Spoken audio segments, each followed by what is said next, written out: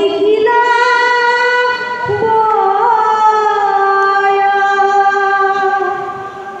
ইয়াক জানি তথাপিতো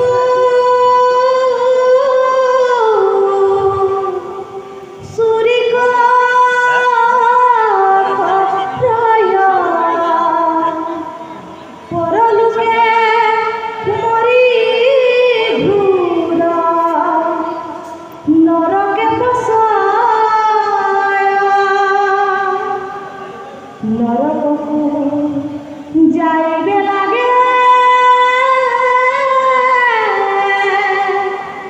তাহাকু জানয় তথাপিতো পাপী গয়া ধন গহরায় ইন্দ্রিয়ক জানিবে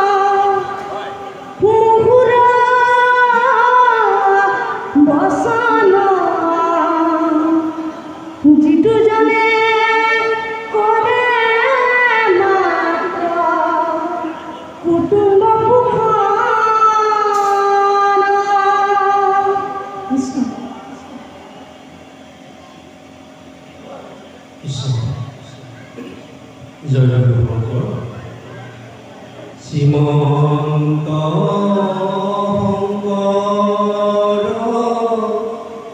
হরি ভকতৰ জানা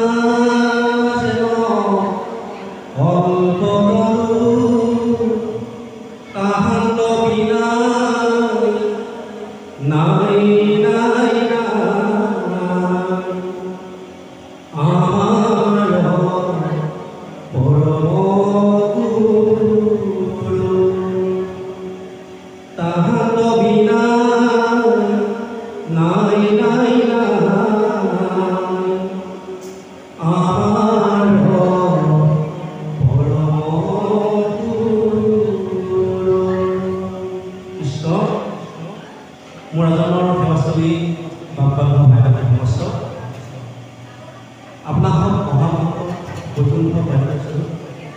গুৰুজনা একান্ত হ'ব আপোনালোকৰ তাৰে গুৰুদেৱ নামভকত 4 বছৰ বিৰাজমান হৈ আছে। আজি শিৱসাগৰ জিলাখনৰ অন্তৰ্গত সনামুখ গাঁৱৰ শ্ৰীমন্ত শংকৰদেৱৰ কলাকৃষ্টি এই মঞ্চৰ সমবেত হোৱা সমূহ বাপ বান্ধৱ আইমাতী শ্ৰীচংলৈ সেৱা নিবেদন কৰিছোঁ। ইতিমধ্যে দিন যোৱা কাৰ্যসূচীৰে সন্ধ্যালৈ যুৱক যুৱতীসকলে এভাগী মহাপুৰুষা নাট ভাওনা প্ৰদৰ্শন কৰিব। ইতিমধ্যে এই দিন যোৱা কাৰ্যসূচীত ভাগৱত পাঠ আৰু ব্যাখ্যা অনুষ্ঠানত আপোনাসৱে শ্ৰীমন্ত শংকৰদেৱ বংশৰ মূলৰ প্ৰচাৰক সন্মানীয় অনিল তাঁতী বাপজনাই ইমান সুন্দৰকৈ ভাগৱতৰ বিশ্লেষণ কৰিছে, আপোনাসৱে শ্ৰৱণ কৰিছে। তাৰ মাজতো আমাসৱক দায়িত্ব দিছে। ইতিমধ্যে অসমৰ বিভিন্ন প্ৰান্তত ভাগৱত পাঠ আৰু ব্যাখ্যাৰ যি অমৃত ৰস প্ৰাণ কৰে বিলাই আছে। সন্মানীয় প্ৰাণজিৎ গগৈ প্ৰভুজনাই আমাক ইতিমধ্যে ফোন যোগেদি নিমন্ত্ৰণ কৰিলে আৰু সেই মৰ্মে আহি আপোনাসৱৰ এই অঞ্চলত আমি সমবেত হৈছোঁ। কিন্তু আমাৰ ভাগৱতৰ বিশ্লেষণ বা কথা ক'ব পৰা আমাৰ কোনো বেলেগ এটা জ্ঞানৰ নমুনা নাই। তথাপিতো আমি আপোনাসৱক দৰ্শন কৰিবৰ কাৰণে ইয়াত উপস্থিত হৈছোঁহি। গতিকে আমি সন্মুখত আসন অলংকৃত কৰা জ্ঞানজ্যেষ্ঠ বয়োজ্যেষ্ঠ সমস্তলৈ সেৱা নিবেদন কৰিছোঁ। আমাসৱক আমন্ত্ৰণ কৰি অনাৰ কাৰণে আমি প্ৰাণজিৎ গগৈ প্ৰভুজনালৈ সেৱা নিবেদন কৰিছোঁ, তাঁতী বাপজনালৈ সেৱা নিবেদন কৰিছোঁ। লগতে পাঠৰ আসন অলংকৃত কৰা আমাৰ আইগৰাকী আৰু লগতে আমাৰ অঞ্চলৰ পদ্মকাকতি বাপজনাও খন্তেক আগতেই পাঠ কৰিলে। আমি তেৰাচৰণলৈ সেৱা নিবেদন কৰিছোঁ। আমাৰ বৰ্তমান পাঠত আসন অলংকৃত কৰা স্নেহা আইগৰাকীলৈ সেৱা নিবেদন কৰিছোঁ। গতিকে সমস্ত বাপ বান্ধৱ আইমতী শিশুলৈ সেৱা নিবেদন কৰিছোঁ। যুৱক যুৱতী কণ কণ মইনামণি সমস্তলৈ ভক্তিভৰা সেৱা নিবেদন কৰিছোঁ। ইতিমধ্যে উদ্যোক্তা বাপজনে কৈছে যে খন্তেক পাছতে আমাৰ কেইবাটাও অনুষ্ঠান আছে। সন্ধ্যালৈও আমাৰ ভাওনা প্ৰদৰ্শন হ'ব। গতিকে তাৰ মাজতে আমি খুব চমুকে দুই এষাৰ কথা কৈ আমি সামৰণি মাৰিম। এতিয়া কথাটো হৈছে কি, আপোনাসৱৰ জ্ঞানজ্যেষ্ঠ বয়োজ্যেষ্ঠসকলে সম্পূৰ্ণ এই প্ৰহ্লাদ চৰিত্ৰৰ ভাগৱতৰ কথা জানে। সন্ধ্যালৈ নিসিংহ যাত্ৰা একেই কথা। গতিকে ইয়াত হৈছে ভাগৱতৰ যোগেদি উলিয়াইছে, তাত ভাও যোগেদি কথাখিনি ওলাব। গতিকে আমি এটা দৰ্শন চাব লাগিব প্ৰহ্লাদৰ চৰিত্ৰ যোগেদি। প্ৰহ্লাদ ক'ৰ পৰা জন্ম হ'ল, প্ৰহ্লাদৰ কিয় কাৰণে ভকত হ'ল, তেওঁ কিয় বৈষ্ণৱ পুত্ৰ হ'ল, এই কথাটো আমি বিশ্লেষণ কৰিলে আমি জানিব লাগিব যে প্ৰহ্লাদে মাতৃ গৰ্ভতে তেওঁ শৰণ হৈছিলে। নাৰদৰ সান্নিধ্য পালে আৰু সান্নিধ্য পোৱাৰ লগে লগে তেতিয়া তেওঁ ভকতলৈ ৰূপান্তৰ হৈছে। গতিকে অসুৰৰ যোনিটো জন্ম হৈ দৈত্যৰ কুলত জন্ম হৈও এজন ভকত হ'ব পাৰে। সেইকাৰণে আমি ভাগৱতলৈ আহি সেইকাৰণে কৈছে ভাৱে ভাবিব লাগিব। ভাৱে ভাবি বুলি কৈছে। কটোৱে জ্ঞানৰ কথা কৈছে। কটোৱে অকাৰণ বৈষ্ণৱ জ্ঞানম, বৈষ্ণৱ জ্ঞানৰ কথা কৈছে। তটোৱে ইয়াত এটা নিশ্চয় তত্ত্ব আছে। 335টা অধ্যায়, 5,54,000 শব্দ, 10টা লক্ষণ, 12টা স্কন্ধ, 18,000 শ্লোক। এই হৈছে ভাগৱতৰ সমষ্টি। গতিকে আপোনালোকে জানে প্ৰথম প্ৰভু নাৰায়ণে ব্ৰহ্মাক 4টা শ্লোকত ভাগৱত প্ৰদান কৰিছিলে। বিশেষকৈ আমি অকণমান চমুকৈ সহজ সৰলকৈ বুজিব পৰাকৈ আমি যুৱক যুৱতীসকলৰ কাৰণে এই বিষয়টো উলিয়াইছোঁ। গতিকে জগতৰে প্ৰথম শ্লোকভাগ হৈছে জগতৰে পূৰ্বময় থাকোঁ মাত্ৰ জান, কাৰ্যৰো কাৰণ কিছু নাছিলে ক আন, মোক মাত্ৰ দেখিলে ক সৃষ্টিৰ মধ্যত, যত দেখা শুনা হবে মই বিচাৰত, মই অৱশেষে থাকোঁ অন্তৰত, কুণ্ডল ভাঙিলে যেন শুনা স্বৰূপ। এই হৈছে প্ৰথম শ্লোকৰ যে মই জগতৰ পূৰ্বতে মই আছিলোঁ, বৰ্তমান মই আছোঁ আৰু ভৱিষ্যতে মই থাকিম। যেনেকৈ সোণৰ পৰা বিভিন্ন কুণ্ডল তৈয়াৰ কৰিব পাৰি আৰু সেই কুণ্ডল যদি জুইত পুৰি দিয়া হয় পুনৰ সোণেই হ'ব। গতিকে এই বিশ্ব ব্ৰহ্মাণ্ডত মোৰ পৰাই সৃষ্টি হৈছে আৰু শেষত মোতে লীন যাব।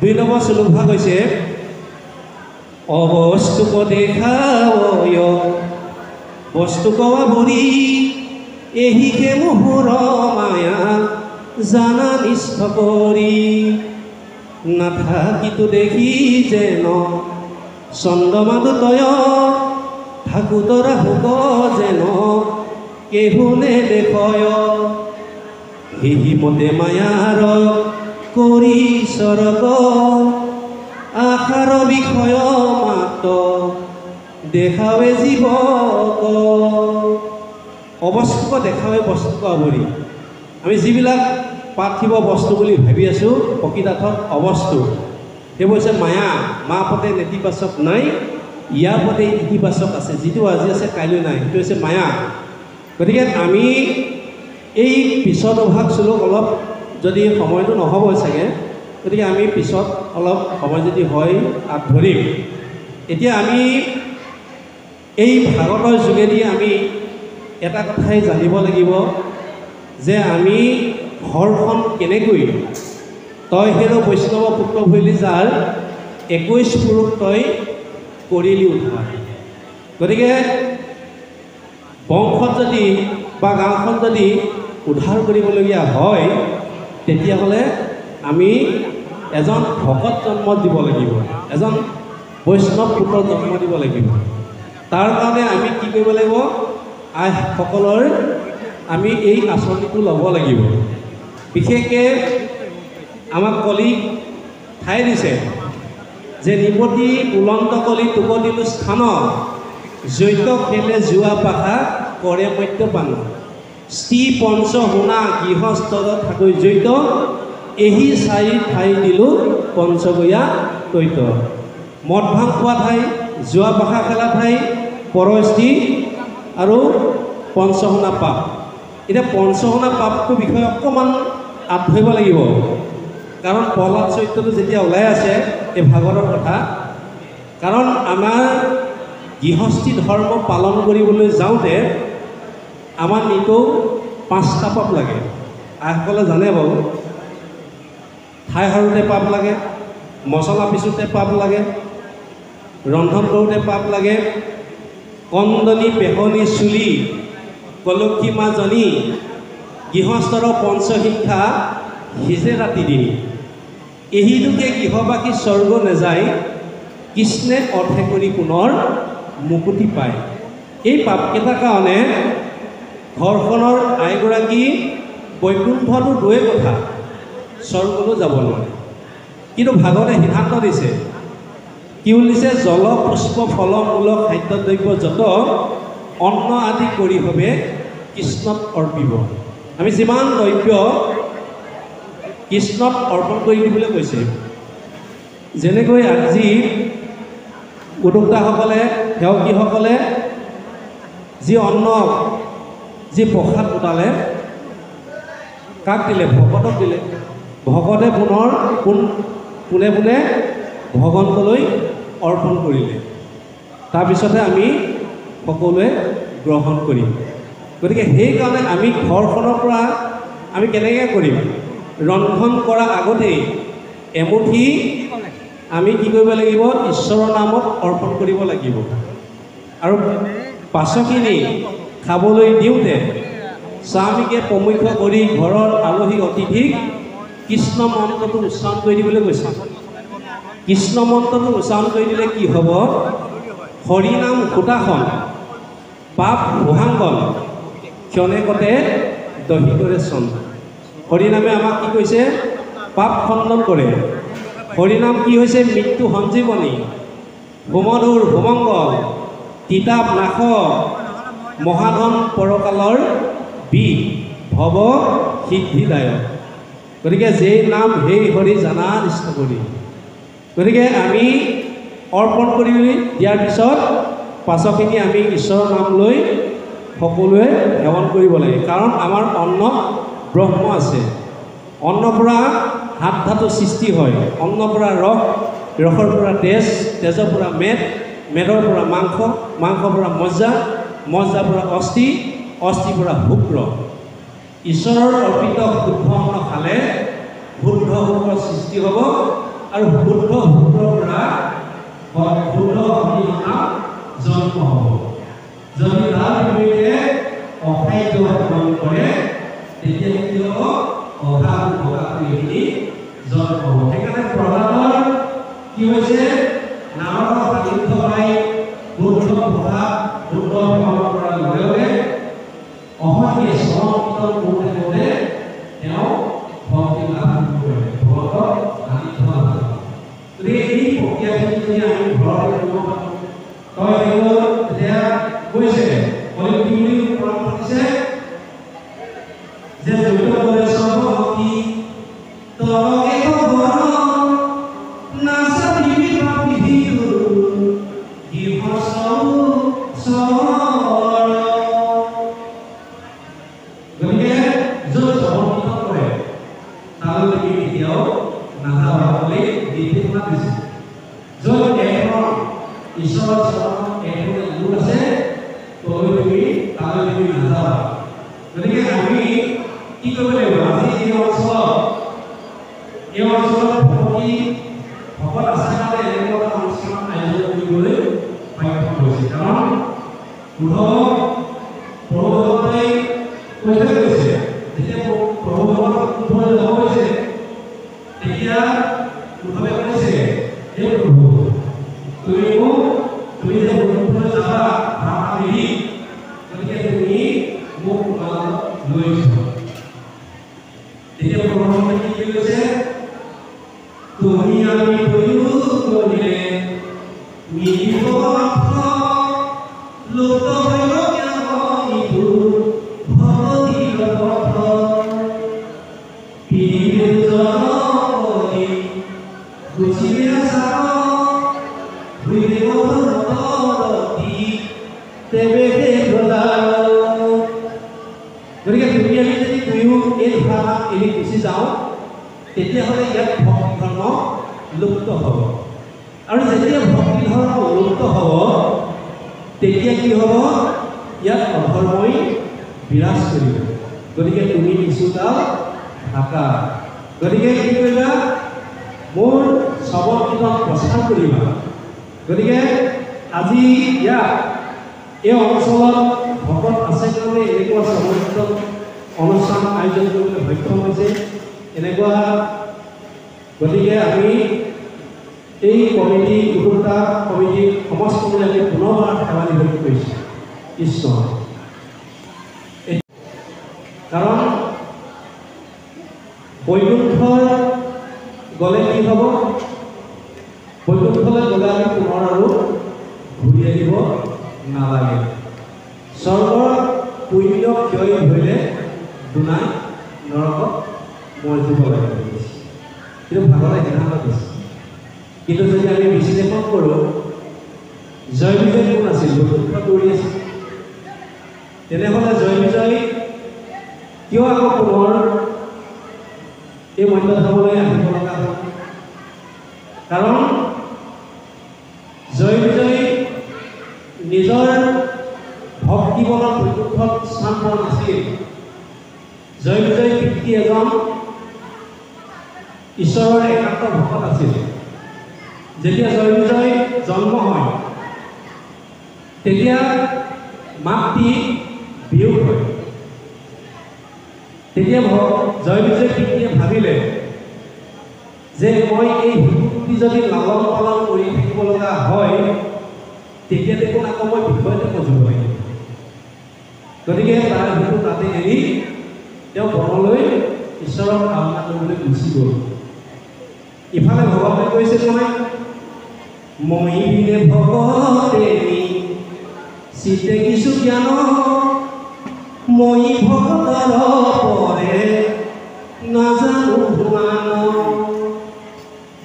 ভকত মানৱী মোৰ গুণ আছে ময়ো মহাভকতৰ ফুৰু পাছে পাছে। এটা ভগৱানে ভকতক ৰক্ষা কৰিবৰ কাৰণে আহিব লগা হ'ল। আহি সেই শিশুটি লৈ লক্ষীক দিলেগৈ।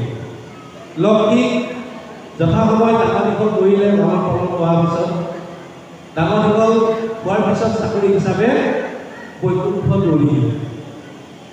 কিন্তু জয় বিজয়ী নিজৰ ভক্তি বলত বৈকুণ্ঠত স্থান পোৱা নাছিল কাৰণে পুনৰ ঘূৰি আহিব লগা হ'ল অহংকাৰ।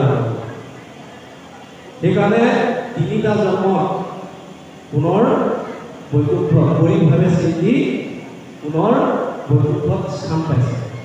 সেইকাৰণে আমি বৈকুণ্ঠৰ মহাপুৰুষ শ্ৰীমন্ত শংকৰদেৱ গুৰুজনাই আমাক সাতখনবীয়া আসনৰ যোগেদি বৈকুণ্ঠত আমাক দৰ্শন পাইছে।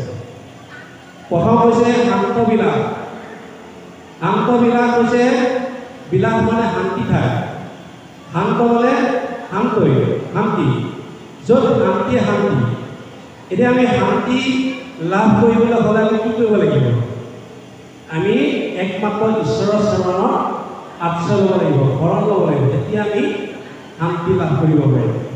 আমিতো সদায় সুখকে বিচাৰিছোঁ, কিন্তু সুখ জানো আমাক আমি পাইছোঁ, কিন্তু দুখটো কেতিয়াও বিচৰা নাই, কিন্তু দুখে আমাক নভৰা, সদায় দুখ কৰি দুখৰে আমি পাই থাকোঁ। কিন্তু ভাগৱতত আপোনালোকে জানে জ্ঞান বয়োজ্যেষ্ঠ সমষ্টি যে ভাগৱতত এগৰাকী মাতৃয়ে এগৰাকী আয়ে দুখ বিচাৰিছিল, সেইগৰাকী হৈছে কুন্তি। যেতিয়া কৃষ্ণ তেওঁলোকৰ এই বংশ পৰিয়ালখিনিৰ ৰক্ষণাবেক্ষণা দি তেতিয়া বিদায় সময়ত কুন্তি কৈছে যে মই ইমান দিনে তোমাৰ পুত্ৰসকলক মই চোৱা চিতা কৰিলোঁ, গতিকে এতিয়া যুদ্ধ শেষ হৈছে, গতিকে মই যাব হৈছে, গতিকে যোৱা আগমুহূৰ্তত তোমাক এটা মই বৰ দিব বিচাৰিছোঁ, কি বৰ লাগে কোৱা। তেতিয়া কুন্তিয়ে কি বুলি কৈছে? আমি বোলে কি ক'লোঁ? আমাক বেংকৰ একাউণ্টত টকা পইচা পাতি ভৰাই দিয়া, ল'ৰা ছোৱালীকেইটাক চাকৰি দি দিয়া, ছোৱালীজনীক ভাল এটা দৰা দি দিয়া, গতিকে ইত্যাদি ইত্যাদি এই কথাখিনি ক'লোহেঁতেন। কিন্তু কুন্তিয়ে সেইটো বিচৰা নাছিল। কুন্তিয়ে কি বুলি কৈছে?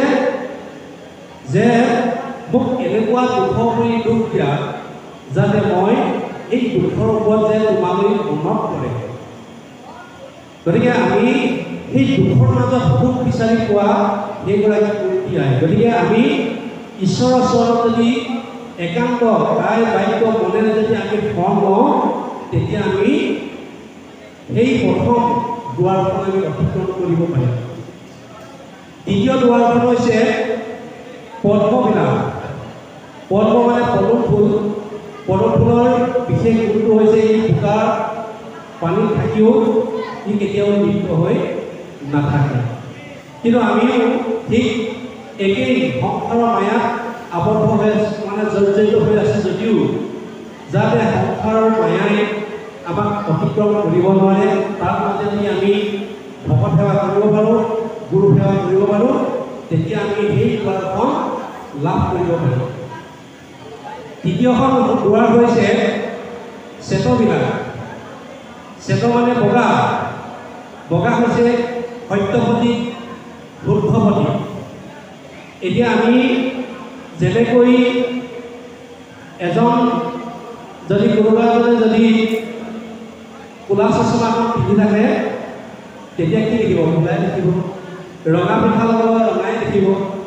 গতিকে আমাৰ ভাৱনাবিলাক যদি শুদ্ধ হয়, তেতিয়া আমি সেই শুদ্ধকে দেখিম।